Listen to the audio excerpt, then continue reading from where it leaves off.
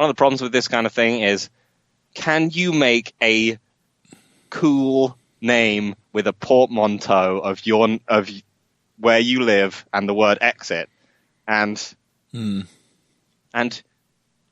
Yorkshire is it's York shit. Come on, we know it's York shit. I mean, it does have to be it, right? Ooh, a lovely Yorkshire. Capital new country gonna be Doncaster. Come on, Phil. How's my old Yorkshire man? Ooh. That's what they say, isn't it? Yeah. I mean, I can say ooh, or I can say at mill. Which one would you prefer? Been down pit. Oh, me job saying ooh down at mill. truly awful, Connor. Thank you.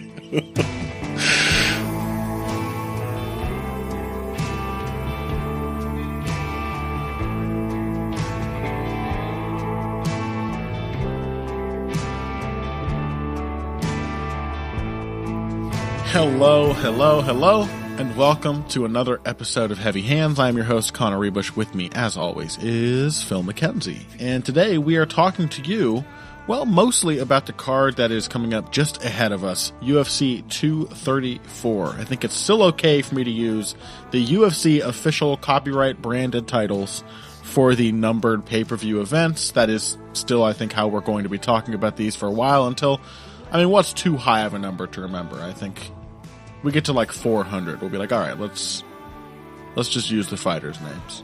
But for now, it's UFC 234, Whittaker versus Gastelum. And, maybe, Phil, this is just because we're coming off of Assunção versus Moraes, too, which was a sensational card. But, UFC 234 is kind of shit, isn't it? It is not very good. It's a little lackluster. Let's see. Let me run down what we're looking at here, so you guys can understand. I know that we've been criticized on the show, Phil, in the past for being too cynical. But listen, you can't be excited about everything. If you're excited about everything, you're a dog. You know what I mean? Being cynical and whining is part of what being a human is, and being able to analyze things for what they are.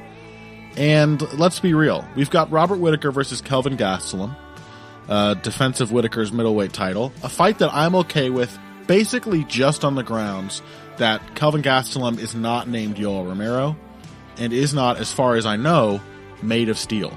So it's going to be a somewhat easier fight for Robert Whittaker. I don't think Gastelum is an overlookable opponent. He does have a lot of stuff going for him. But that's really the only reason that I kind of care about this, is I'm like, all right, Robert Whittaker gets a chance to not fight the most dangerous man in the entire UFC. That's fine. Co-main event, Israel Adesanya versus Anderson Silva, is almost certainly going to be bleak and depressing. I'm very excited still to see Israel Adesanya, as excited as I once would have been maybe to see Anderson Silva. A lot of the same appeal. But that was like 10 years ago or something that I felt that way about Anderson Silva. And I think he is very, very clearly, more so than any other fighter still hanging around past his prime, way, way past his best. And, he's not, I don't know if he's quite at Fedor levels, but he's pretty damn close. So it's not a very compelling matchup. And then other than that, Jimmy Crute versus Sam Alvey's on the main card. Lando Venata is fighting Marcos Rosa on the early prelims. Yeah, the prelims are basically a collection of fights which are half interesting because you've heard of one of the guys. Yeah. And with the exception of the ones which are not at all interesting. Mm-hmm. And with the exception of the one with the Korean fighter named Dong Hyun something, because it's not the one you're thinking of. So that one you're almost excited because you've heard of one of the guys. And then you're like, yes. It's the wrong one. It's a third one. A third Dong in the UFC. Oh, no, wait a minute. No, this is Dong Hyun Kim. This is... Yeah, it's... Oh, his name is different on Wikipedia now. Now he's Dong Hyun Ma. Yeah. Yeah, oh, it's for Maestro. Yeah, it's Maestro it's like okay. It's like a Brazilian thing. So it's Dong Hyun Maestro. Oh. Bizarre. Mm-hmm. So yeah, so that pretty much covers it. So there are semi-interesting. So basically, half of these fights are mostly interesting. So you might care about Kyung Ho Kang. I don't really care about Teruto Ishihara at this point. I sort of care about Lando Venata. I kind of care about Jalen Turner. Mm-hmm. But yeah, a lot of these fights are not exactly inspiring. Yeah. I sort of care about Nadia Qasim, I guess, on the main card. Yeah. I mean, okay.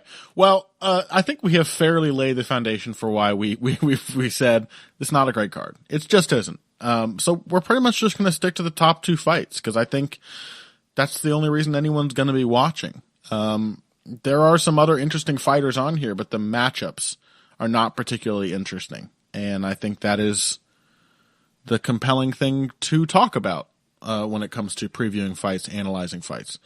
So why don't we jump in on the main event, Phil? Robert Whittaker, Kelvin Gastelum. How long has it been since Robert Whittaker's fateful second meeting with Yoel Romero? Let's see. That was back in June of 2018. His previous one was exactly a year before then. So the last time he fought anyone who wasn't Yoel Romero was almost 2 years ago. Mm-hmm. It was Jacare Souza. I feel like, June, that's enough time off. He's had a good long rest. After, a particularly brutal fight. But still, it's been, 9 months? Something like that. So yep.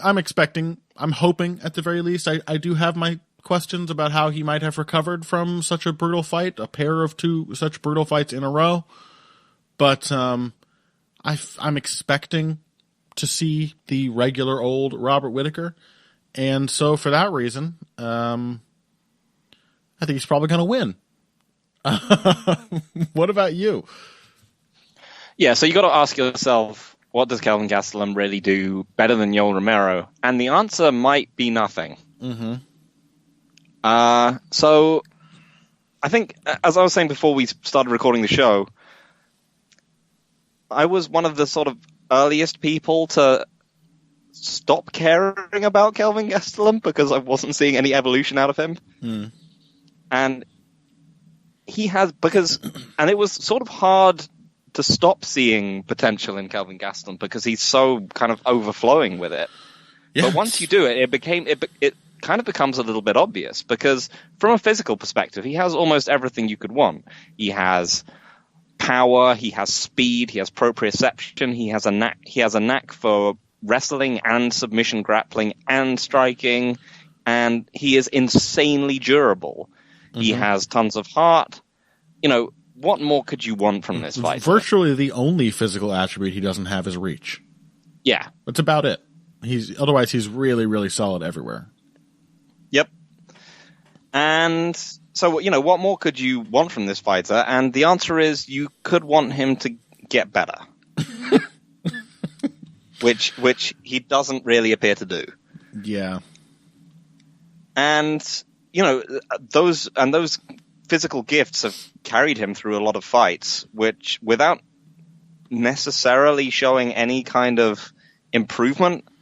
His performance against Jacare Souza was one where it was difficult to come away from that with a lot of enthusiasm for how well he would do against, say, a Robert Whittaker, because largely it kind of felt like, although his takedown defense, I think he'd clearly shored up his takedown defense somewhat, which is at least a credit to him since his Weidman fight, mm-hmm. but he wasn't getting just blasted off his feet by counter double legs, and he was defending single legs much, much better than he did against Weidman. Mm-hmm. But he also got taken down and largely dominated in the first round, and then Jacare was mostly just kind of really tired in the second, and Gastelum stalked him down and took big shots and just kind of walked through them until he could land the 1-2 and knock Jacare down, in which case he had Jacare no was ability, then tired and compromised. He had no ability to fight an exhausted and significantly older fighter. He had no ability to walk that fighter down without taking approximately the same amount of damage as he was dishing out.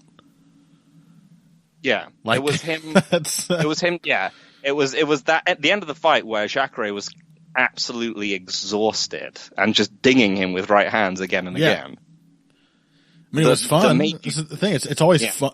Kelvin Gastelum very rarely has a boring fight. There was maybe the one with Uriah Hall, and then that's kind of it. The Neil Magny one for the most part, but there were big moments. But the thing is like, yeah, Jacare is, as a counterpuncher, as like an outside fighter who's being walked down, is so far away from what the things that Robert Whittaker can do. The kind of damage Whittaker can dish out as you're trying to cover distance. And Gastelum just had no choice but to run into things that were being thrown at him because he had to move forward into them to win the fight. You know what I mean? He has no ability to adjust to that kind of stuff. And that's the really troubling thing. It's not just like, that's not troubling. I don't want to make it sound like it's more serious than it is. Like, but it's the disappointing thing about Gastelum, I think, is that with all those physical abilities, you haven't seen like any, I don't know, like any kind of, there's no discipline in Gastelum's game. It doesn't just apply to him like not eating well outside of camp. And I'm not going to complain about a guy moving up to middleweight because I hate the weight cutting process anyway. But there's just no method or process behind what he appears to do in the cage in almost any fight. Sometimes he tries to pressure more, but really it's like here's the really damning thing, I think. I know I'm rambling a bit, but for a lot of fighters, you sort of look at the differences in the approaches they take for different opponents, and you're like, okay, this is why they did that. This is why they did this. For Gastelum, I always get the impression his performances are incredibly dependent on the physicality and style of his opponents. Like, you can change the way Gastelum fights in ways that do not favor him, but like, no one else seems more affected, for example, by the fact that he's fighting like Neil Magny, somebody who's really tall, but isn't doing anything with his height more than Kelvin Gastelum. He just like is constantly running up into these walls where he's just trying to work harder and harder and harder and never ever making any apparent effort to work smarter, if that makes sense. Yeah, I mean, so it was, the first few times we saw Kelvin's Southpaw 1-2 was a thing of beauty. Yeah. And then after a while, you just find yourself going, can he do more than hop forward throwing a jab, and then hop forward just a little bit less far than he normally does, wait for you to miss the counter as he comes in, and then 1-2 you. Mm-hmm. Like, does his game have any more than this? He hasn't really developed much in the way of defense. No. Mostly still anything just apart from wrestling. Back. Yeah. But he's basically been able to get away with it because honestly, most of the guys he's fighting are just kind of old, and they get really tired because they just try and go, as we mentioned that, middleweight is a very physically leveraged division, mm-hmm. and he's just really young and really strong, and, he's not cutting weight. So in a lot of these cases, he's able to come out on top simply because these guys exhaust themselves going toe-to-toe with him physically. Mm-hmm. So the question is, can he do much better than Yoel Romero? I mean, he has probably a better 1-2, but he's not a better counterpuncher or just a better boxer. He has worse footwork, worse defense, far worse defense, weaker wrestling. He might possibly be slightly more durable. He is insanely durable. Oh, yeah. There is no denying that. So, I mean, the question is, how can you close distance on someone as smart and adaptable as Robert Whittaker with just a jumping jab and a 1-2. And I suspect that, a lot of what we're going to get from this is just Whittaker basically using the Yoel Romero game plan on him, just with much better effect. He's just going to jam him with front kicks. He's going to shelve the left hand with the round kick, and he's just going to keep volume on him from a distance. I mean, we might conceivably get the kind of Dillashaw Cejudo type problem in the Whittaker might not particularly like punching down at someone much smaller than him. But even then, like, Yoel Romero is also not a tall dude. Yeah. And he didn't have significant problems. And Gastelum has exactly the same issues as Yoel Romero, just without the defense to ameliorate them, which is that he often tends to hang out and just absorb kicks and range weapons for long periods of time whilst he's trying to set up his entries. But he doesn't have the depth of the entries or the defense when he's out there. He's often just like kind of eating strikes. That's the kind of stuff I'm talking about too. Like, I realize this more and more we talk about him. And again, this is just my bizarre personal feelings, so I don't want to imply anything. But like, I don't like Kelvin Gastelum. I find him frustrating to think about for exactly things like that, like absorbing body shots willy-nilly because you don't realize how much they are already affecting you and how much more you will feel those effects later in the fight. That's like a novice fighter thing. Like, it happens to all fighters. You take a bunch of body shots in some fight, or a bunch of low kicks or whatever. And then, like, eventually as you gain experience, you're like, oh, I can't just afford to take these. Like, these may not be hurting me instantaneously the way a punch to the face that rocks me does, but I have to be concerned about this stuff. This is giving the opponent a long-term advantage. And it's like, Gastelum is the ultimate athleticism equals cheating fighter. Because he just doesn't concern himself with any of that. He just doesn't seem to think about any of it or improve. I don't know. He's also just an elite form of the Sam Alvey paradigm, because one of the reasons why he's able to sort of maintain his gas tank and keep going and is that he's calm. He is always calmly waiting for his one thing that he can do. Yeah, and you can't knock his composure. He is an IQ test fighter, amongst other things, but he's also, because he's incredibly physically gifted, he's a physical test as well. Yeah. So he is in some ways, a very, very high end version of the kind of Alvey paradigm. Yeah.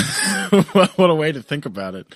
I think you're right about Whittaker. Like, I would be surprised if he had any visible issues punching down at an opponent. I mean, for one thing, Gastelum may be shorter, but he stands very tall. Doesn't really, like, if he were to use his height a little more at middleweight, there's probably some things he could do with it to get underneath his opponent's shots and get inside and start fucking them up with that hand speed. But he mostly kind of stands on his tiptoes with his legs barely bent, whereas Whittaker does fight out of a semi-crouch a lot. So I think they will appear to be similar heights for practical purposes in the cage. Whittaker's got that lower, wider stance. And he just has like all the tools that Gastelum ran into so many Jacare Souza counter right hands. I have a really hard time imagining how he's going to get past that jab. Especially with the fact that Whittaker is like, there's not a ton to compare to. Like somebody like Adesanya is obviously higher, even without having been an MMA fighter for very long. But Whittaker is among the better defensive fighters at middleweight. He has good defense. It's not perfect, but like a lot of Gastelum's success comes from, even if he gets hit, countering with great speed. And Whittaker dealt with that from Romero, and for the most part dealt with it very well. And this will be the rare occasion at middleweight where he's actually has a reach advantage over an opponent too. I just think there's a lot in Whittaker's favor in this fight. Yeah, I mean, I think Whittaker is in general I think particularly over the course of the Romero fights, we've seen him, becoming a much better defensive fighter. Oh yeah. I mean, just the difference between the Whittaker who fought Romero the second time and the guy who fought Uriah Hall. This is pretty stark stuff. And this is one of the reasons why, I think Kelvin Gastelum is fairly confident in this fight, because I think they've sparred together before, and he feels like he might have something on Whittaker, but I think he's maybe missing something, which is that Whittaker can do a weird thing, which is called improving. I was wondering if you were going to say improving or adjusting, but they all apply. Yeah, the tricky thing is that Robert Whittaker, something might work on him in the first round, and it's likely he'll find some way to make it work less well in the next round. And then also, he might do badly at one thing in one fight, but then we know 2 or 3 fights later, he's doing that thing but better. So I know this is a concept that, I don't know why I'm being so condescending to Kelvin Gastelum. Kelvin Gastelum, you know what? I deserve it. Kelvin, if you ever see me in public, just wreck my shit. I absolutely have it coming. But, I have a particular, you and I, Phil, both have a particular thing against super athletes, and Robert Whittaker is what I want to see as a fan out of a super athlete. It's not necessarily people who aren't just like super athletes. It's just people who refuse to change. Like Sam Alvey annoys the hell out of me as well. Yeah, I like Sam Alvey, but let's be real. Ironically, a lot of the time, it is the way that he succeeds still while fighting the way he does is insane and a brutal indictment of the middleweight and light heavyweight divisions. But yeah, that's the thing, is when I watch fighters who don't change, it's not that they don't even change, they don't make any apparent efforts to change. They just don't seem to try anything different. And for Gastelum, unfortunately, you can kind of understand it, because for the most part, he's had his losses here and there. He's definitely had some wake-up calls that have not woken him up. But he mostly wins by just sort of gutting it out and being a good athlete. And being super tough. I mean, I don't want to attribute everything to his physicality. Obviously, mentally, he's an incredibly tough guy in some ways. But when it comes to, forcing himself to do something different or alter his style, I just haven't seen any progress in that front. Whereas Robert Whittaker is, also an incredible athlete, but also really fucking good. Robert Whittaker is far closer to the likes of a Jose Aldo than Kelvin Gastelum. So I also kind of expect for the reasons we kind of discussed, I also suspect a Hendricks-esque drop-off for Gastelum, because not only has he tended to balloon his weight up and down, but his general style and huge stubbornness has put him into tons and tons of wars. Yeah. I mean, so Hendricks started in 2007 and really hit the skids in 2016, which was 9 years later, and which isn't actually a particularly long MMA career nowadays. Gastelum has been fighting for 8 years, and 4 of those have been in the UFC, and tons of those fights have been wars. Rick Story, the Nico Masoke fight was pretty tough. Tyron Woodley fight was tough. Neil Magny, tons of these vicious certainly wearing physical. Yeah, were both brutal fights. Yeah, yeah. I think you're right. I think there's definitely a chance. Choice on the method before we wrap this one up. I'm taking Robert Whittaker. I think it has to be by decision, just because Gastelum is so fucking tough. I think I'm going to take him by. I think I'm going to take him by stoppage, unless he breaks something on Gastelum, because I think he'll just pile up so much volume to the body. I think it'll be late, TKO around 4. I think we're looking at another kind of ugly Ortega-esque, this guy is too tough for his own good type. I can see that. Protracted beating towards the end. Yeah, a few too many front kicks to the gut and whatnot. Maybe, I don't know, exhausted Gastelum leans into a right high kick. Gastelum is a sitting duck for that jab to the switch step right kick. You know he's going to expect the right hand. He's going to dip right into that shit. Okay. Yeah. I'll take Whittaker by decision. I would not be shocked at all if he got a stoppage. Again, I wouldn't be shocked if Gastelum, Whittaker's been through some tough fights. Gastelum's super dangerous. He's super quick. But when it gets to the aggregate, when it gets to the point of the fight where it's just, where like thinking matters, I have to favor Robert Whittaker all day. I just think he's a better thinker and a cleverer fighter. So the champ will retain if we are both correct. And let's go ahead and move on to segment 2. After this break, we're going to talk about Izzy Adesanya, the last style bender. I'm still disappointed his nickname is not just the style bender. I'm so sad that it's a Last Airbender reference, even though I like that show. He's taking on Anderson Silva, a weird one, this. Anderson Silva, just like if you embalmed a corpse with steroids and gas station dick pills instead of typical embalming fluid. That's Anderson Silva nowadays. So we'll analyze how that approach will work against Israel Adesanya after this. Hey everybody, thanks for listening to this week's Heavy Hands. If you like what you hear, please consider pledging to support the podcast on Patreon. Patreon is basically continuous crowdfunding. You sign up to contribute a certain amount per month to help us with production costs and the like, and in return you get rewards ranging from a mention on the Heavy Hands website to a question or topic of your choice being discussed on the show.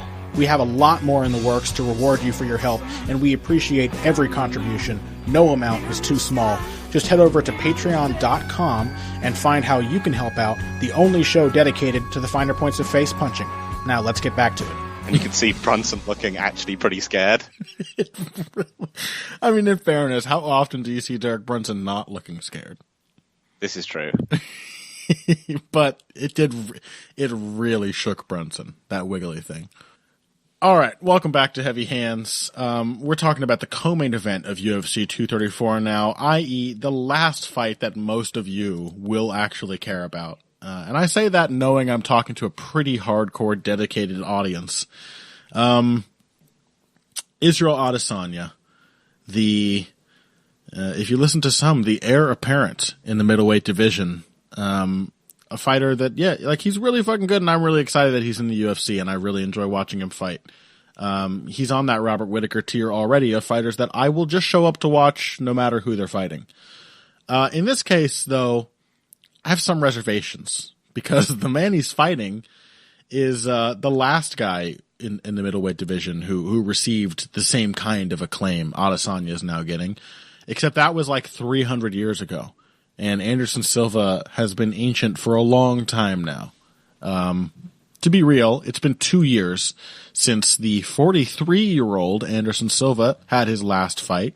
He is, as you so rightly pointed out, Phil, on a win streak of 1, because his last fight was that one against Derek Brunson in 2017 that I'm pretty sure he lost. Goes down as a win on his record, but that's his last fight. Pretty clear, tepid decision loss in my book. And then before that, let's see, we had a loss to Daniel Cormier. That was, I don't fucking know. And then a loss to Michael Bisping. And then there was that no contest to Nick Diaz. And then the 2 losses to Chris Weidman. And to get back to when he lost his title, you have to go back at this point almost 5 years. So there's very little reason to believe that Anderson Silva can even compete with Israel Adesanya. If he can, though, what's your take, Phil? I mean, in what way is is he still capable? Is it worth talking about this like a matchup? I don't know. No. Because, he's really chinny. He's really slow. His reaction time is nothing like it used to be. I think he's only invested more and more of his time into doing weird shit, trying to find some secret, hidden technical advantage. And it isn't working. I mean, he should do that. He did, though. The Michael Bisping fight, he was like, I'm doing all of this, Kali-style head defense, or whatever the hell it is. Right. But it didn't work. He just got hit a bunch. Yeah, but I've said this kind of thing in the Depressed Us before, is that when we were watching BJ Penn against... Okay, all right. When we were watching BJ Penn against Frankie Edgar, is that when fighters get to a certain point, the only thing they can offer is really like comedy value. So they should just try crazy ass fucked up stuff. Of course it's not going to work, but at least it might give a brief moment of hideous black humor to the rest of us as we watch them like trying to hit the 52 blocks into Drunken Master style before getting splattered all over the octagon. I am fully 100% behind any of this kind of stuff. All right, Drunken Master would be a pretty baller move now that I think about it. But okay. I mean, you're a cruel, awful person. We know this. We'll get to why I'm an awful person when we get to talking about Jose Aldo later. But we will. Yeah, I know it's coming. But I mean, Anderson's going to lose, right? Like he's going to get knocked out really easily. That's my take. It's quick. We've got to hope that it's quick and merciful, and that Anderson does some kind of capoeira and or Shaolin stuff before it happens. Yeah, we got to hope that Anderson has like enough time to, I don't know, try to throw a kick while doing a handstand or something, and then Adesanya just takes his head off with a kick. Yep, this is what we should hope for. Other than that, Adesanya has a jab of the sort which Anderson has never seen before in his life. This is kind of something I want to talk about. I'm gonna go on, please. But yeah, no, you go. Well, I kind of want to approach this from the angle of the next Anderson Silva, because that is the thing that is being thrown at Adesanya these days. He's the new Anderson Silva, the next Anderson Silva. We've had quite a few fighters who got that label. Who was the first one? Was it Philippe Nover? It was. Oh, good shout. Who was the next Anderson Silva? It doesn't always pan out. Philippe Nover was that was before Uriah Hall, who, as we also know, truly did prove to be the next Anderson Silva. The thing is, it's hard to be Anderson Silva. Not only because Anderson was a very, very special and very good fighter, with a lot of both mental and physical qualities, like insanely durable, for example. That's something not everyone can do. Very few fighters are as tough as Anderson Silva, as he was in his prime, or even after his prime. Incredible reaction time. Phenomenal accuracy and sense of range, like the proprioception that you mentioned with Gastelum. Like Anderson had a lot going for him, and then the willingness to try techniques that were very novel at the time that he was really using them in an MMA context. Not many people were moving their heads, working their jabs, or moving their feet the way that Anderson was. He was borrowing a lot from boxing and sports like Taekwondo. So all of that was in his favor. There was also the middleweight division of Anderson Silva's reign. And it kind of sucked. Like, if we're really real, I'm not going to try to knock Anderson Silva's resume. But there is a reason that I rank, if I'm bothering to rate fighters, I rank GSP above Anderson in pound for pound status. And I think it's kind of crazy that people don't, because I don't know how wins like, I don't know, Thiago Alves, Jake Shields, Matt Hughes, how those can compare to like Yushin Okami, Forrest Griffin, Damian Maia at middleweight, Patrick Cote, like Dan Henderson's far and away the best win on Anderson's title run, I think. There's maybe a couple that compare. But the thing is that Anderson, he was at the right time in the right place to show us that really unique style of his. And in a lot of ways, Israel Adesanya is doing the same kinds of things, but frankly, just better. That's kind of my read. Like, frankly, just a more developed, more nuanced version of the same thing. Maybe he doesn't have Anderson's durability. He's been knocked out once. Otherwise, he seems pretty tough. Maybe he doesn't have some of those other intangible factors. I certainly don't expect him to have like Anderson's ground and pound, although he's got a similar kind of style developing already. But realistically, like, Israel Adesanya has a larger bag of defensive moves that he is comfortable using on the fly. Israel Adesanya is more consistent with staying active and controlling range with that jab. Anderson had a great jab, but not only has it disappeared, Adesanya just uses the way that like a pro boxer would use theirs. And Adesanya is perhaps more bizarre and creative while also just being a more fundamentally sound kickboxer. So, I mean, do you agree or disagree? What do you think? Yeah, no, I generally tend to agree. I mean, this is one of the things that we've talked about before, is that the next generation tends to be, one of the clear changes is they tend to be more granular in the way that they approach things. Anderson had a great jab, but it's like the Aldo versus Holloway comparison. Silva's jab was always hard. If you look at the way that Adesanya throws his jab, he has many more jabs than Silva ever had. He throws it as an up jab. He pivots off it as he throws. He throws it soft. He throws it hard. He's constantly gradating and pushing at people to see how they respond to it. And unfortunately for Silva, like that kind of, and he generally stays very over his jab as well as he's throwing it. His movement is, in some ways, Adesanya moves less than almost any other fighter in this division. Yeah. He's incredibly subtle with his movements, which means that he's always ready to move and respond to things. And these have traditionally been things which Anderson Silva, even when he was, in his prime, he was, his physical prime is now probably a decade in the rearview mirror. Yeah. But even when he was, his first loss to Weidman was basically due to him being manipulated into huge, over-exaggerated defensive maneuvers with an active lead hand. So even in his prime, I think these things would have been tremendously hard for him, because he would have been trying to line up hard shots using big, exaggerated defensive moves against someone who is just trying to, gently push him out of position until he's so compromised that he doesn't realize it anymore. Yeah.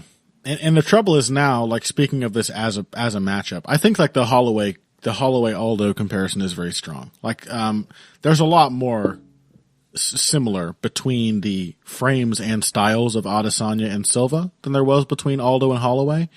But in the same sense, Adesanya is just the current mode of that kind of fighting style.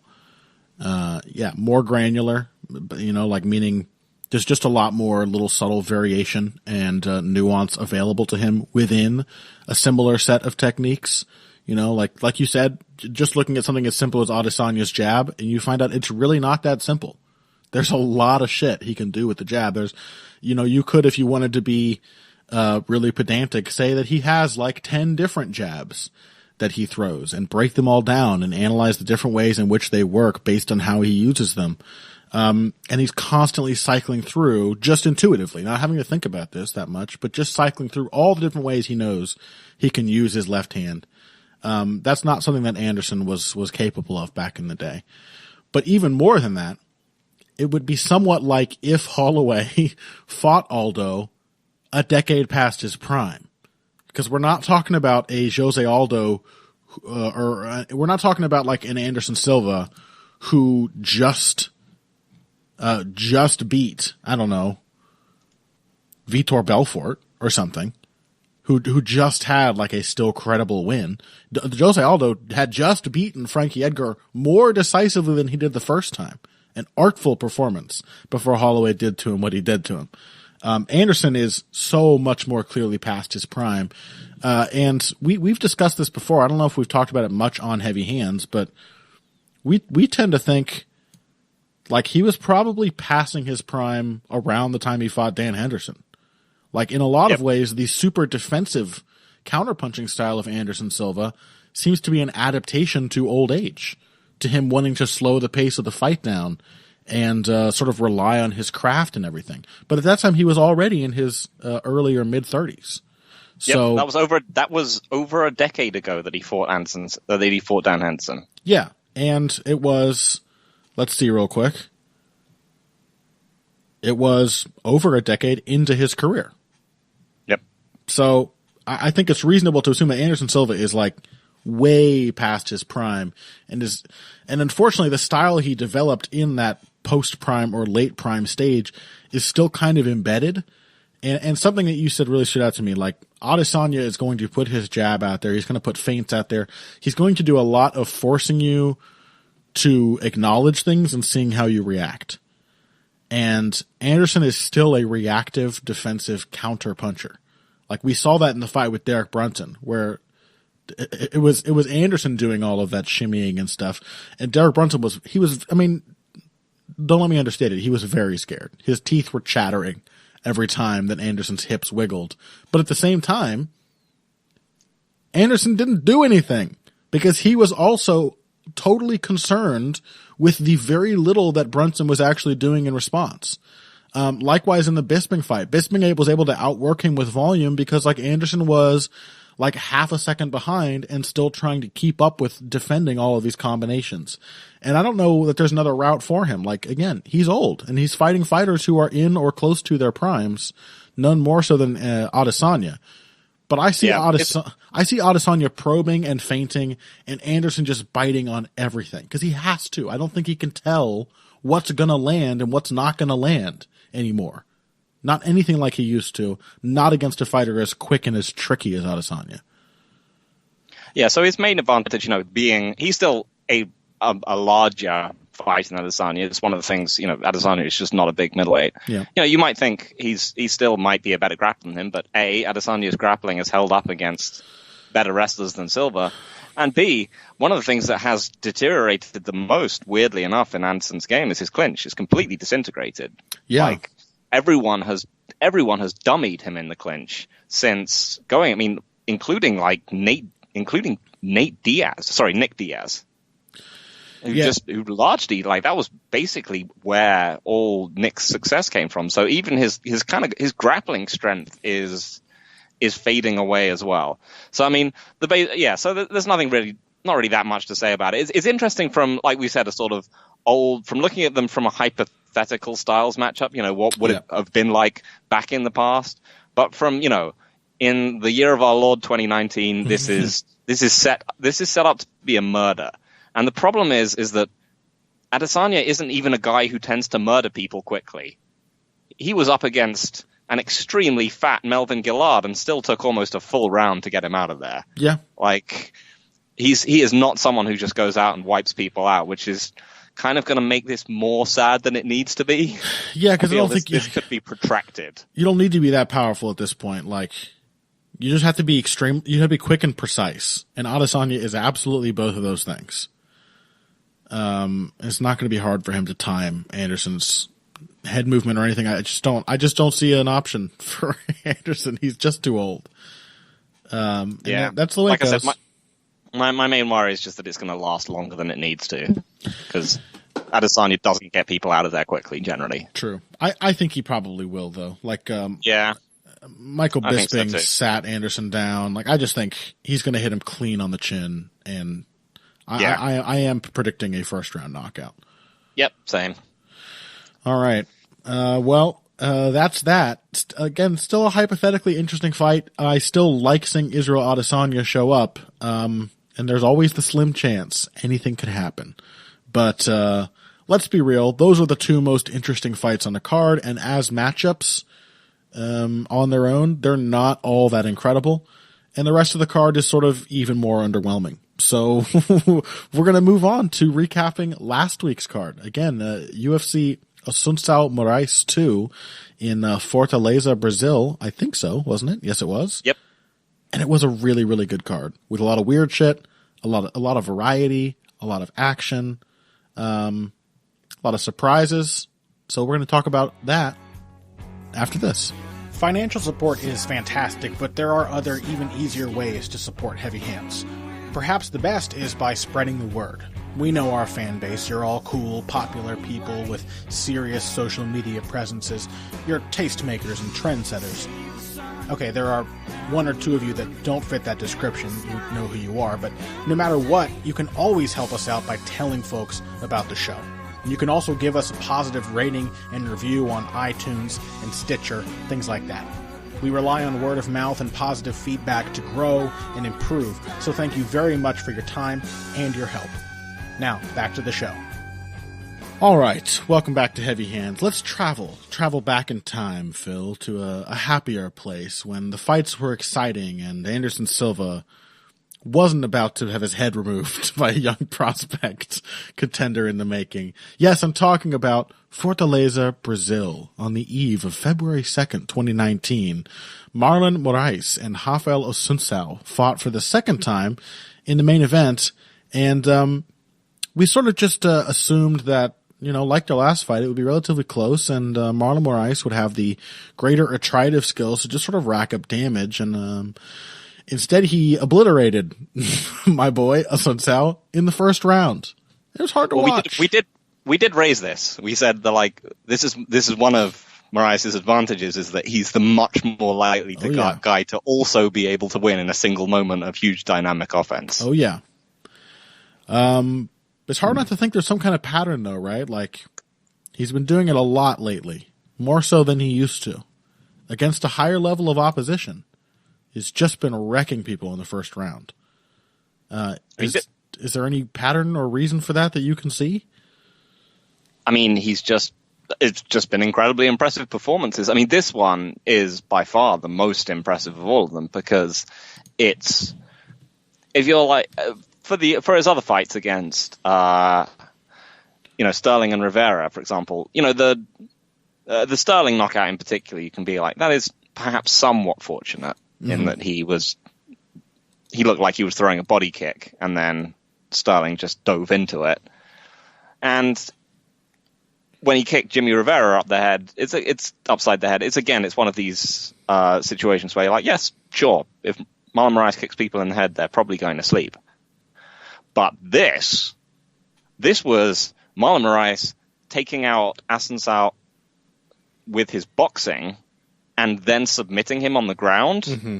That is tremendously fucking impressive. Yeah. I'm a little heartbroken. You understand. Yeah. We'll talk about, I'm not heartbroken about the co-main event, which is why I'm so easily going to be able to withstand all of the criticisms you lobby at me. But for this one, I'm a little heartbroken. I want to talk about, I agree. It was a really smart performance from Marlon Moraes. One thing that stood out to me, he used his jab really, really well. Assunção, I thought, had an interesting approach. Assunção looked like he was going to try to be more aggressive. Mm-hmm. He immediately looked like he was trying to pressure, give Moraes lots of feints to react to. He was looking to counter. He was basically expecting Moraes to come lunging in as a result of being pressured, and I think probably hoping to take away his kicks by walking him backwards. Good approach. Probably something I might have recommended. Also jamming him with the teep from range. Yeah.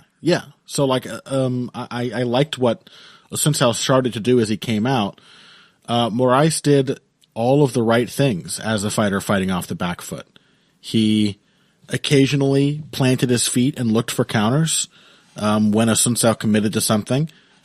He moved his feet and was constantly switching direction as he was circling. He would go right for a little bit, he would go left for a little bit, wouldn't allow a sort of rhythm to be established that easily. And he did a really good job of pivoting off while throwing his jab. Just making it so that Assunção, granted, a lot of this is sort of academic because Assunção was very likely waiting to see those things. He wasn't likely to go rushing in trying to kill Moraes right off the bat anyway. So it's not like Moraes desperately needed that jab to keep Assunção off of him. But he was doing all the right things.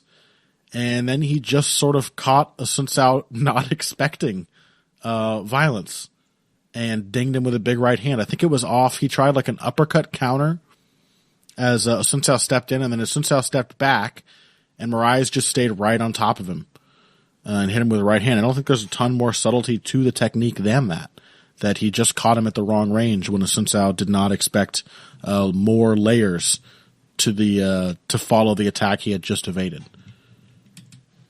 Yeah, I thought the finishing sequence itself was very was again cunning. because he hit him with the right hand, and then kind of feinted like he was going to follow up with the left, and missed him with a slight offbeat, the same right hand again, but just that little bit offbeat enough to send Assunção down. Yeah. And then chased him to the mat and picked up the mounted guillotine, was it? And then this was immensely. Just an immensely impressive controlled performance where, you knew that the primary thing that makes Moraes good is his ability to counter kick, his ability to, counter kicks with punches, to counter opponents' kicks with his own kicks, and to be able to be a mobile defensive kicker. He's pretty much the only one who is really able to do this in the UFC, I would say, in some ways, in the same way. But this was hands and submission grappling, completely different skill sets than we've seen from him, and just, amazing. Yeah, hard to disagree. Also hard to say a whole lot more than that, because it lasted for 3 minutes, and it was an Assunção fight, so not a whole lot happened in those 3 minutes leading up to the finish. It was still pretty active. Oh, it wasn't a bad fight at all. It was just a somewhat, it wasn't an unreasonably slow start. Both guys were getting a feel for it. Yeah, it's just the moment Moraes got a feel for it, it was over almost. So, and credit to Moraes for some good shit talking afterwards. You gotta. I didn't catch what he said. What did he say? Oh, he was just saying about how Dillashaw was chasing the little boys and he didn't deserve to fight him. And it was good stuff. Like I enjoyed it. And after all his stuff about gloating about being paid to end the flyweight division, it's you can't feel too bad about hearing TJ Dillashaw get ragged on by a man who sounds like a chittering Brazilian dolphin. It was good shit. No, I can't be mad at all. That's about it though. Let's move on to the co-main event, shall we, Phil? Yeah, let's do that, shall we? Now, first of all, and I don't do this. This is not in any sense an effort to mollify you or to calm you down or to win a little bit of favor. Good call, buddy, on the Jose Aldo body shots being a primary element of Aldo's attack against Renato Moicano. You really nailed that one, and I just want to congratulate you for that. There is no mollifying me, Connor. I'm gonna need your Jose Aldo fan club membership card. It's the badge, the Trapper Keeper. Okay. The mug. No. The commemorative pencils. The sticker book. All of them. Oh, I lost it. I don't think I can trust you anymore, Connor. All right. I'm going to need proof. To those who don't know what we're talking about, I assume most of you do. We're never getting any new listeners on this show, Phil. It's over. The growth is over. Just kidding. For the 3 new listeners we have for this week's episode, I picked against Jose Aldo. This is what I do, Phil. It's almost like a comfort in a weird way. That I have my favorite fighters, and then most people will just go on picking their favorite fighters.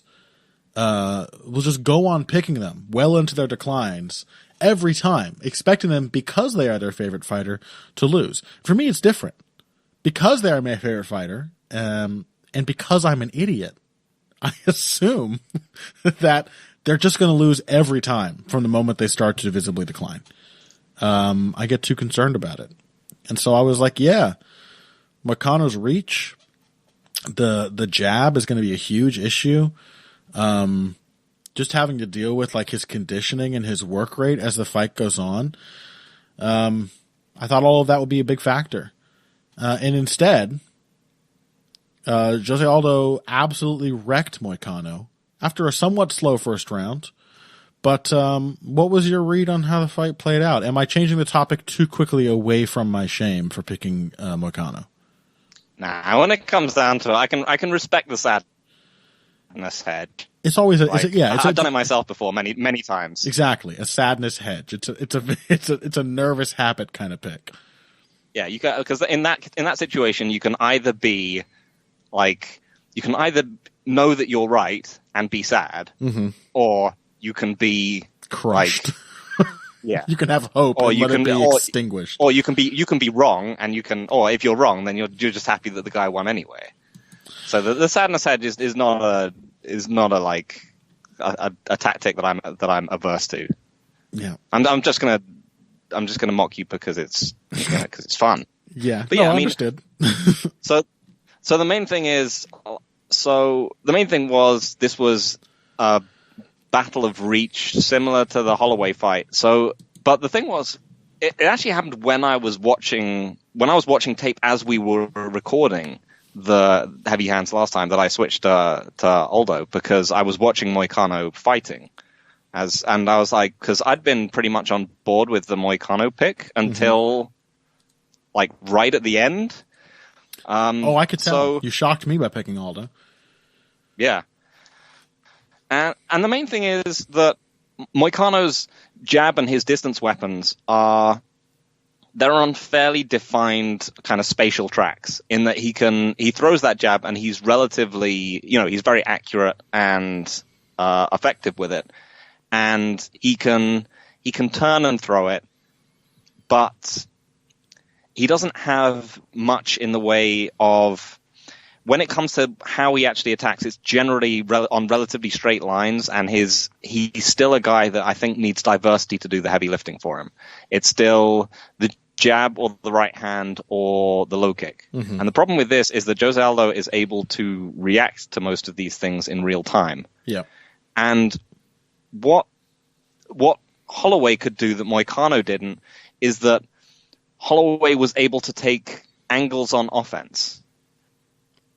And this meant that Holloway was doing, sort of what we discussed, what we think, Adesanya will probably do to Silva, is that he was able to push Aldo until his defensive maneuvers had him compromised, and then just kind of sling that big long right 1-2 down the side as he stepped over. So, and Moicano hasn't really shown the ability to do that kind of thing. So there was the first question of, like, how does he make Aldo work without the offense angles? And the second question is his defense. He doesn't have either the. It was a safe bet. He didn't have the insane durability of Max Holloway, but nor does he have particularly strong defense. Like, once you get past his jab, his defense is generally just his range. So if you think of Aldo as someone who can cover distance in a blink of an eye and is suddenly throwing very hard, very accurate combinations. I mean, it's not necessarily the body shots, because that's a bit of slightly facile analysis to say that kind of thing, because he struggled with body shots against Brian Ortega, but it was the idea of, there was just a lot of real estate there to hit. Yeah. Like, there were clearly going to be moments where they were going to get into some kind of chest to chest position, and here Aldo was going to be hitting harder. He was going to still have his defensive options available to him, and he was just going to have more places to hit. It's interesting you raised the point of, this is, by the way, I think we'll do the most discussion of this, because it's pretty clearly like the big moment of the card. So much so that after it happened, I was like, why is Assunção Moraes happening after this? Because everyone was really hyped for Jose Aldo beating Moicano. It seemed like a big deal when it happened. So, to a lot of people too, and the arena certainly went wild. Maybe they were just afraid as they saw Aldo doing the Khabib flying eagle kick towards them after winning. But it's interesting you raised the topic of, how was Moicano going to make Aldo work? I do think it became quickly apparent that he was struggling with that. Shortly after the fight began, I was wondering as I watched, why is Jose doing such a slow start? Because I was thinking, he wrecked Jeremy Stevens in the first round, and he spent the first 3 minutes of this fight not doing much, just sort of feinting, just sort of defending things, throwing the occasional jab, a couple low kicks. There wasn't a ton of concerted activity going on there. And on the one hand, it's sort of, I think, maybe like a Yoel Romero gambit, where I don't have the stamina I used to, but I'm still crazy fucking explosive. So maybe I'll just like give away a round. The thing is, he didn't really end up giving the round away because not only was Aldo going slow, Moicano was moving slow. He's always a slow starter, but a couple things stood out. One, I think the point about not being able to take offensive angles is a very good one. Moicano's got a great pivoting jab. He's got some good footwork and lateral movement, but when it comes to coming forward, like, he's not a pressure fighter. He doesn't tend to like come out of his stance to take these weird creative angles on his opponents. He's mostly like, straightforward, and the jab sets up either the kicks or the right hand, either that or it's a big swinging combo. And he didn't want to try any of those things against Aldo. And that's the other thing is, I think Moicano was a little shook that he was fighting Aldo. Did that translate to you at all? Did you get that impression at all? I think Moicano was a little like awed by what he was doing, because he did seem decidedly unwilling to like let his jab go. Aldo was slipping it, but as the fight went on, he was eating it quite a bit too. That tense, like sudden Aldo head movement thing, like it just doesn't work that well if all you're doing is waiting for the opponent to throw. And like there were a couple points where Moicano was getting that jab in there. He just didn't seem to have the confidence to throw it, and maybe that's a stylistic thing. He didn't have like much ability to follow it up, but he seemed tentative to me. I think it's also that, this is Jose Aldo is just a very different breed of fighter to the guys he's been. It's one thing to be able to establish a jab when it's working as well as it has been in a lot of his fights. It's another thing to just, because he landed a bunch of them, but he also missed a bunch and got countered a bunch by an extremely fast, extremely powerful puncher. Like, Jose Aldo has scared a lot of people off when he's been, and I think, a lot of people, people thought the first round was very close. I mean, it was very close, but I did think Aldo won it just because I thought his shots were just harder. I think it was the first round where he did that, the same thing he did to Stevens, where he just kicked out Moicano's leg and then clocked him with the left hook as he was off balance, right?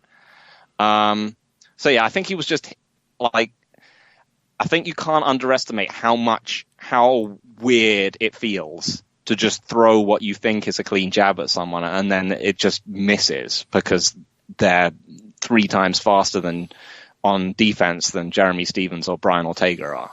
Yeah, I think we may have started to miss over these last few years, like just how it became easy to forget just how powerful and like terrifyingly powerful a striker Jose Aldo is.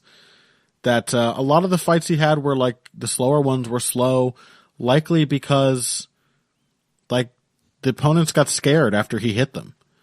And he didn't maybe have the interest in like pushing after them to turn it into a finish. So it stayed slow once it slowed down. But like, there's a reason that Jose Aldo got so far on the back of it, of what, the thing that spectacularly failed against Holloway, that he had no choice but to fight back. That worked for a really long time and is still working against fighters not named Conor McGregor or Max Holloway. Because like, I think for most fighters, Jose Aldo starts fighting back and then he hits you and you're probably like, oh shit.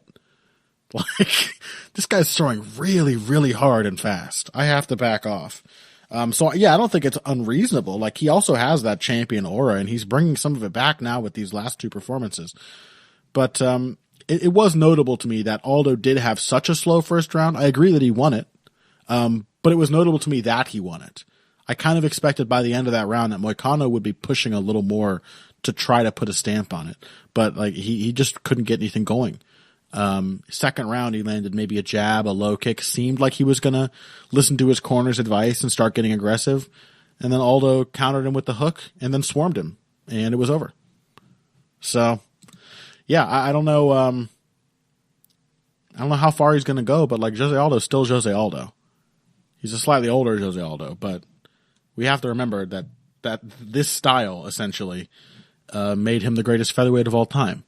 So it was a really nice reminder of that fact. I really enjoyed watching Jose Aldo win again.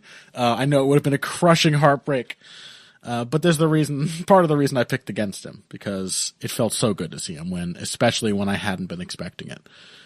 All right, yeah, what else? It was awesome. I mean, this card in general, it just kind of ruled. Yeah. I mean, it had the Moraes Assunção win. It had Aldo over Moicano. It had classic Damian Maia with one of his flawless victories over Lyman Good. Mm-hmm. You know, not a hugely unpredictable one, but still incredibly impressive. A for all that. strikeless, flawless victory. Yep. And it had Charles Oliveira over David Tamer, which ruled. Can we talk about that? I think Yes. we only have a little bit of time left, but Oliveira is Charles Lionheart Oliveira. Yes. Yeah. He has now, with the presence of Anthony Smith in the UFC, truly evolved to be the Lionheart he was clearly always meant to be. Oliveira he's like, I'm saying this, we didn't talk about Lando Venata, who's fighting on next week's card, but Charles Oliveira is in the same boat where, like, I'm just interested in following him and seeing how he progresses and changes. And I think he has made some, like, fairly dramatic changes and improvements to his game here at lightweight. So, like, this was a big win.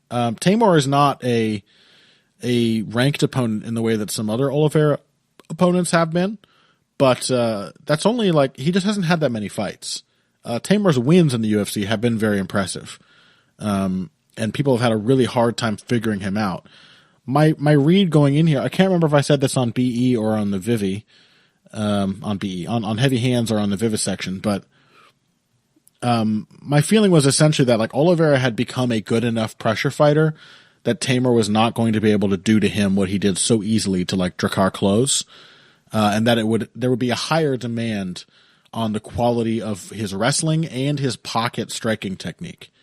That the sort of wild shit he gets away with because of his footwork and movement wouldn't work so well against an opponent who could cancel out his movement.